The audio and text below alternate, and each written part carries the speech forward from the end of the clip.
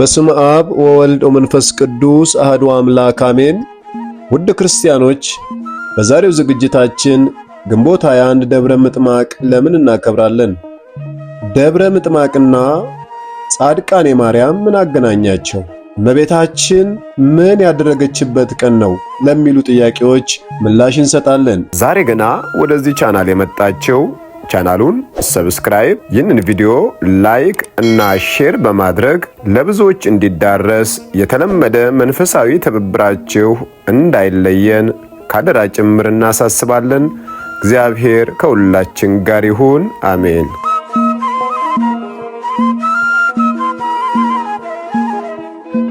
ይህ በዓል ከእመቤታችን 33ቱ በዓላት አንዱ ነው። በዚህ ዕለትም ከየአገሩ ያሉ ሰዎች ይሰበሰባሉ። ድንኳን ተክለው ሰቀላ ሰርተው አጎበር ጥለው ይከትማሉ። የአርያም ንግሥት የሆነች እመቤታችን ድንግል ማርያም በግብጽ በምትገኘው በእመቤታችን ቅድስት ድንግል ማርያም ስም በሰራች ደብረ ምጥማቅ በምትባል ቤተክርስቲያን ጉልላት ላይ ለተከታታይ 5 ቀናት ከግንቦት 21 እስከ ግንቦት 25 ለሕዝብ ሁሉ ተገልጻ የታየችበትና ታላላቅ ታምራት ያደረገችበት በዓል ነው። ነቢየ እግዚአብሔር ዳዊት የምድር ባለጠጎች አሕዛብ ሁሉ በፊትሽ ይማልላሉ በማለት ትንቢት እንደተናገረላት ብዙዎች ቅዱሳን ቅድስት ድንግል ማርያም ተገልጻላቸው ለማየት ተመኝተዋል። ልመናቸው ተሰምቶላቸው የአምላክ እናት ተገልጻላቸው እጅግ አስደናቂ ውበቷን አይተዋል። ከነዚህ ውስጥ በደብረ ምጥማቅ የነበሩ ምዕመናን፣ ሌሎችም ብዙዎች ንጹሐን ክርስቲያኖች ይገኙበታል። ጥንተ ታሪኩ እንዴት ነው ቢሉ ለአምላካችን ለስም አጠራሩ ክብር ይግባውና እመቤታችን ቅድስት ድንግል ማርያም ከልጇ ጋር ወደ ምድረ ግብጽና ኢትዮጵያ በተሰደደች ጊዜ በአሁኑ ጊዜ ደብረ ምጥማቅ ተብሎ በሚጠራው ቦታ ላይ አርፈው ነበር። ጌታችንም ቦታውን ባርኮ የእርሷ መገለጫ እንዲሆን ቃል ኪዳን ገብቶላት ስለነበር ጊዜው በደረሰ ሰዓት ደብረ ምጥማቅ ተገድሞ የበርካታ መነኮሳት በዓት ሆነ። በደብረ ምጥማቅም እመቤታችን ቅድስት ድንግል ማርያም ብርሃን ተጎናጽፋና በሰራዊተ መላእክት ታጅባ ተገልጣለች። በዚያን ጊዜም ሱራፌል ማዕጠንታቸውን ይዘው ሰገዱላት፣ እንዲህም እያሉ አመሰገኗት። አብ በሰማይ አይቶ እንዳንቺ ያለ አላገኘም፣ ባንቺም ሰው ሆነ እያሉ አመሰገኗት። ልጇ አስቀድሞ በዘመነ ስጋዌው በደብረ ምጥማቅ እንደምትገለጥ በገባላት ቃል ኪዳን መሰረት ከኢትዮጵያ፣ ከግብጽ፣ ከአርመንያ፣ ከሶሪያ፣ ከሮም፣ ከጽር፣ ከፋርስ ምድር በደብረ ምጥማቅ ድንኳን ተክለው አጎበር ጥለው ከግንቦት 21 እስከ 25 ድረስ በፍጹም ደስታ የድንግልን በዓሏን ማክበር ይጀምራሉ። እመቤታችንም ለ5 ቀናት ያለማቋረጥ ከመላእክት፣ ከሊቃነ መላእክት፣ ከነቢያት፣ ከሐዋርያት፣ ከጻድቃን፣ ከሰማዕታት፣ ከደናግልና ከመነኮሳት ጋር ሆና ትገለጽላቸው ነበር። አማኒውም ኢአማኒውም ያያት ነበር። ያመኑት ክርስቲያኖች እምነታቸው ሲጸናላቸው፣ ያላመኑት ደግሞ እያመኑ ከእግዚአብሔር ወልድ ከልጇ ሀብተ ውልድና ስመ ክርስትና ይቀበሉ ነበር። እመቤታችን በጉላቱ ላይ ስትገለጥ በውስጥ በአፋ በነፍስ በሥጋ ንጽሕት የሆነችው የቅድስት ድንግል ማርያም የፊቷ ውበትና ብርሃን እጅግ ድንቅ ነበርና ካህናቱም ሕዝቡም ሁሉ ልክ እንደ ኤልሳቤጥ የጌታችን እናት ለእኛ ትገለጭ ዘንድ እኛ ምንድነን እያሉ ይጮኹ ነበር። እርሷም ትባርካቸው ነበር።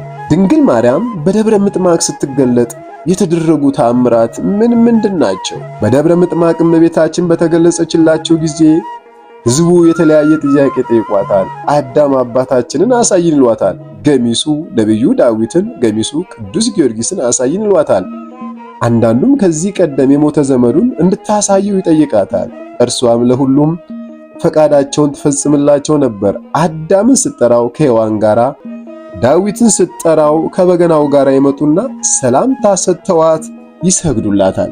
በደብረ ምጥማቅ ሰማዕታትም መጥተው እንደየክብራቸው ማዕረግ ለእመቤታችን ድንግል ማርያም ሊሰግዱ ረቂቃን በሆኑ ፈረሶቻቸው ተቀምጠው ወደ እርሷ ይቀርባሉ። በመጀመሪያ ሊቀ ሰማዕታት ቅዱስ ጊዮርጊስ ከሁሉም አስቀድሞ ከሰገደላት በኋላ ሌሎቹም በተመሳሳይ መልኩ ይሰግዱላታል። ከዚህም በኋላ ቅዱስ መርቆሬዎስ በፈረሱ ተቀምጦ ወደ እርሷ በመምጣት ይሰግድላታል። ጻድቃን ባነት ቀርበው ለክብሯ ሰገዱላት። ቀጥሎም በንጉሥ ሄሮድስ በግፍ የተገደሉት ሕፃናት ለእርሷ ሰገዱ። በደስታና በፍቅርም ተጫወቱ። በዚያ የሰበሰቡትም ክርስቲያኖች አማኞችም ኢአማንያንም ይህንን ባዩ ጊዜ ደስታ ሞልቶባቸው በተለየ ዓለም ያሉ ይመስላቸው ነበር። በደብረ ምጥማቅ ከሰበሰቡት ሕዝብ መካከል እናትና አባታቸው፣ ዘመዶቻቸው እንዲሁም ባልንጀሮቻቸው የሞቱባቸው ሰዎች ቅድስት ድንግል ማርያም እንድታሳያቸው በለመኗት ጊዜ እንደ ቀደመ መልካቸው አድርጋ ታሳያቸው ነበር። አንዳንዶች ደግሞ መሐረባቸውን ወደ ላይ በሚወረውሩበት ጊዜ እርሷ የወደደችው እንደሆነ በእጇ ተቀብላ መልሳ ትጥላቸዋለች። ሁሉም ለበረከት ይካፈሉታል። እነርሱም ወደ ቤታቸው ለመሄድ በሚፈልጉ ሰዓት ተሰናብተውና ተባርከው ይሄዳሉ። የደብረ ምጥማቅና የአካባቢዋ ሰዎች እመቤታችን ድንግል ማርያምን ያዩባቸው ቀናት አረማውያኑ ያመኑበት፣ የበደሉት በምልጃዋ ቸርነት ምሕረትን ያገኙበት፣ ያመኑት ደግሞ የተባረኩበት ዕለታት ነበሩ። ሕዝቡ እርሷን ተመኝተው ያጡት ወይንም ጠይቀው ያልተፈጸመላቸው ምንም ነገር አልነበረም። ነቢያት፣ ሐዋርያት፣ ጻድቃን፣ ሰማዕታት፣ ደናግል፣ መነኮሳት፣ መላእክትና ሊቃነ መላእክት ለድንግል ማርያም ሲሰግዱ ሕዝቡ ሁሉ አይቷል። ውድ ክርስቲያኖች እመቤታችንን መመልከት ምን ያህል መታደል ነው! በቦታ የነበሩ ምዕመናን ምን ያህል የተባረኩ ነበሩ! መላእክትና ቅዱሳን ሲሰግዱላት ማየት ምንኛ መታደል ነው! መሐረባቸውን እየላኩ መባረክ ምንኛ መመረጥ ነው! እርሷን ያዩ ዓይኖች እና በፊቷ የቆሙ እግሮች ምንኛ የተባረኩ ናቸው!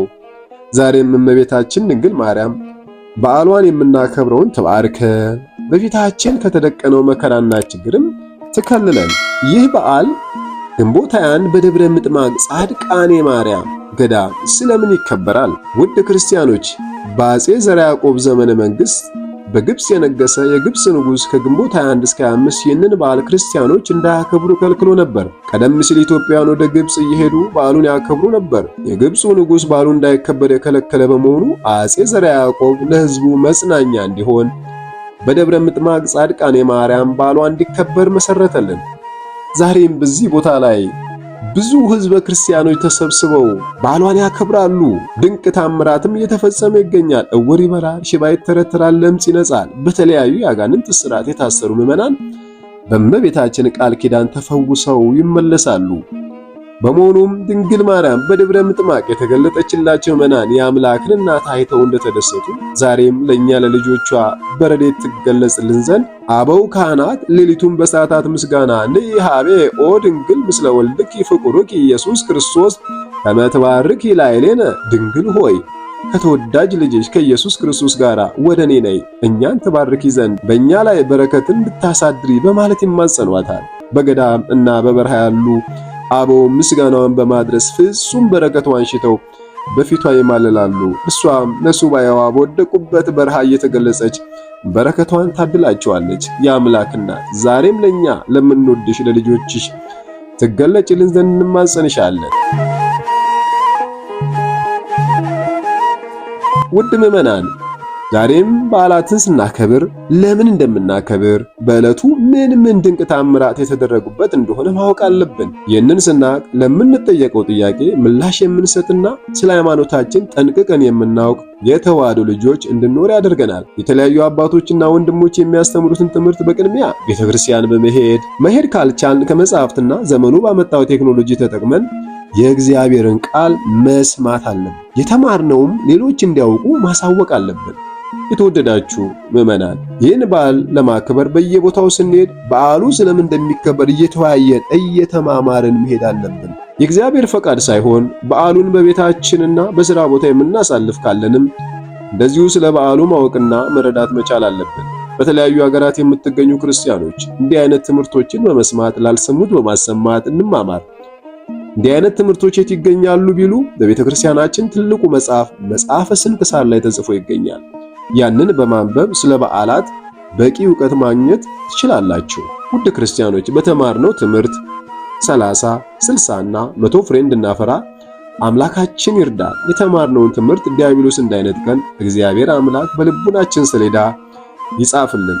ዛሬ ገና ወደዚህ ቻናል የመጣችሁ ቤተሰቦች ከዚህ በፊት የለቀቅናቸውንም ሆነ በቀጣይ የምንለቃቸውን ትምህርቶች ማግኘት ከፈለጋችሁ ይህንን ቻናል ሰብስክራይብ በማድረግ የደውሉን ምልክቱን መጫንን አትርሱ እንላለን።